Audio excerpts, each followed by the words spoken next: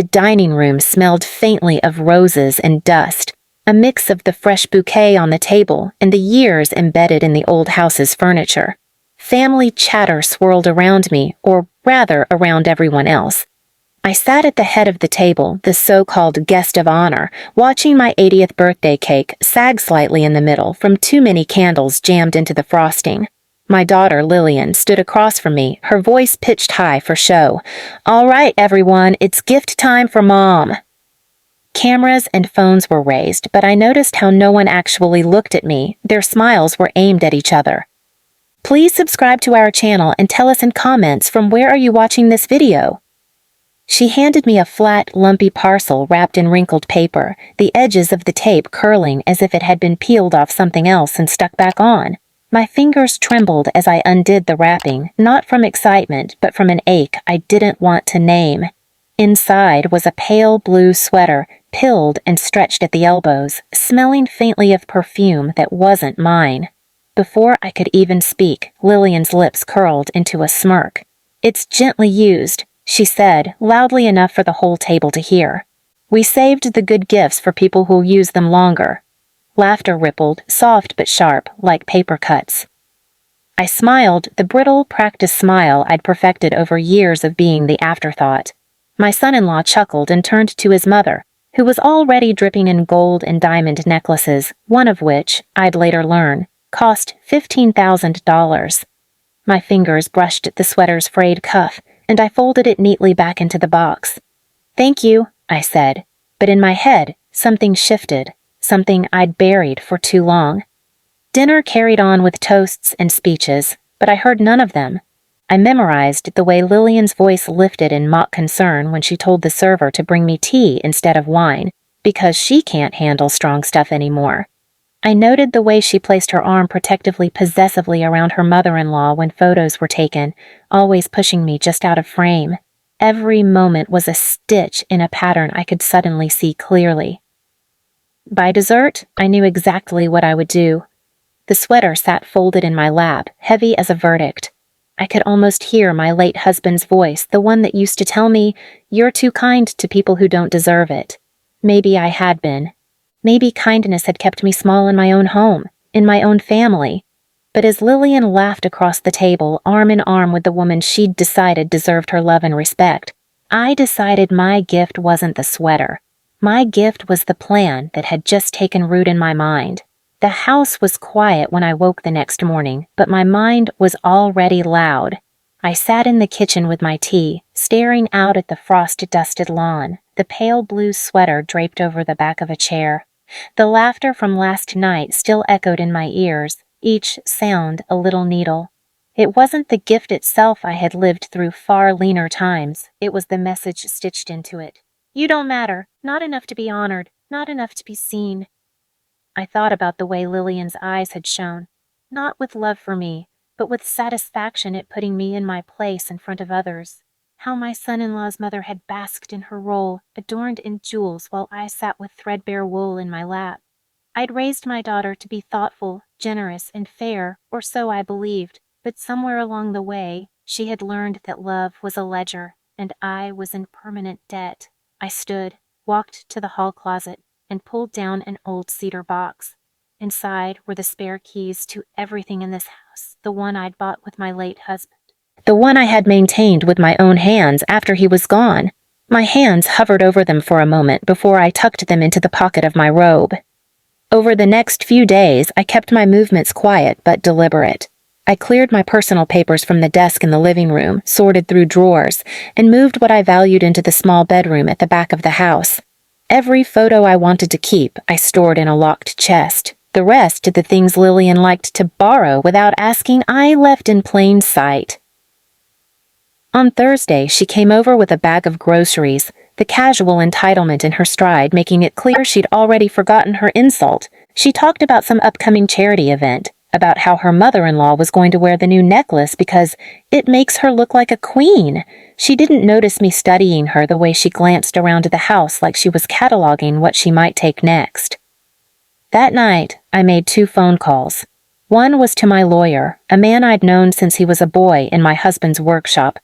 The second was to the locksmith. By Friday morning, every lock on the doors and gates was changed. I didn't announce it. I didn't explain. When Lillian came by that afternoon, she breezed up the walk as usual, her phone pressed to her ear, but the key she carried rattled uselessly in the front door. I watched from the kitchen window as she frowned, tried again, then rang the bell. I opened the door just wide enough to meet her eyes. "Something wrong?" I asked. "The lock's broken. I can't get in." "It's not broken," I said, voice calm but firm. "It's just not yours anymore." She blinked, laughed nervously. "What are you talking about?" I stepped back, my hand resting lightly on the door. "We'll talk on Sunday. I'm redecorating until then." And before she could answer, I closed the door. By Saturday, the calls started. First from her, then from my son-in-law, then from relatives who'd never called unless they needed something. I answered none of them. The house was mine, and for the first time in years, it felt like it. The sweater hung on the back of a chair still, but now, instead of mocking me, it reminded me of the day I decided my place wasn't where they'd tried to put me. Sunday arrived, and I dressed the way my husband used to like me to: pressed slacks, a soft blouse, hair set neatly. I wanted control of the stage before the curtain even lifted. The morning sun streamed through the kitchen window as I set a pot of coffee to brew and placed a single empty plate at the center of the table. The sweater, that pale blue shroud of insult, lay folded neatly on top. At noon, the sound of tires crunched on the gravel driveway. Lillian was early, which meant she was nervous. She stepped out of her car in a smart dress and a smile so thin it could have been painted on. My son-in-law trailed behind her, his expression caught between curiosity and annoyance. "Finally," she said as I opened the door, pushing past me without waiting for an invitation. "We need to talk about this stunt." "Sit," I said, motioning to the table.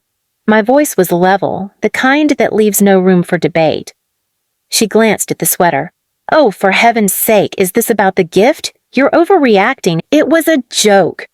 "A joke," I repeated, tasting the word. "A joke you made at my expense, in front of people who matter to you. You wanted to tell me my time's nearly up, that my worth is measured by how much longer I'll be here to enjoy something." "Don't twist my words," she said, crossing her arms. "You know we had to budget for—" "You had to budget for a diamond necklace for your husband's mother," I cut in. "But not for the woman who raised you, clothed you, and worked 2 jobs so you could finish college without debt." Her face flushed, but I didn't let her speak. Instead, I slid a thick, sealed envelope across the table. Inside are the papers. The house, the land, and every asset I own transferred out of my name into a trust you have no access to. As of yesterday, you and your husband are no longer beneficiaries. You'll inherit nothing.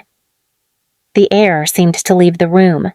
My son-in-law shifted uncomfortably, but she just stared at me. "That's petty," she said finally, her voice shaking. "No," I said quietly. "Petty was handing me that sweater. This is justice." I rose and walked to the hallway. Moments later, I returned with 2 large cardboard boxes, her things. All the little possessions she'd left here over the years, the clothes she claimed she didn't have space for at home, the china set she'd tried to talk me into storing until she needed it. Each piece was wrapped carefully, not because I cared about them, but because I wanted her to know I'd handled this with precision, not spite. "You can take these now," I said. "If you can't fit them in your car, you can make arrangements. They'll be on the porch by tonight." Lillian stood slowly, eyes wet but hard. "You're throwing me out of my own childhood home." I smiled faintly. "It stopped being your home when you stopped treating me like family." As she carried the boxes out, her husband silent at her side, I felt the air in the house grow lighter, freer. When the door finally closed, I poured myself a fresh cup of coffee, draped the sweater over the arm of my chair, and watched the sun fall across the room. I had been given a used sweater on my 80th birthday, wrapped in the message that I was running out of value. I used it to pack the truth and send her away with everything she'd left behind, including her place in my life. Please subscribe to our channel and tell us in comments from where are you watching this video.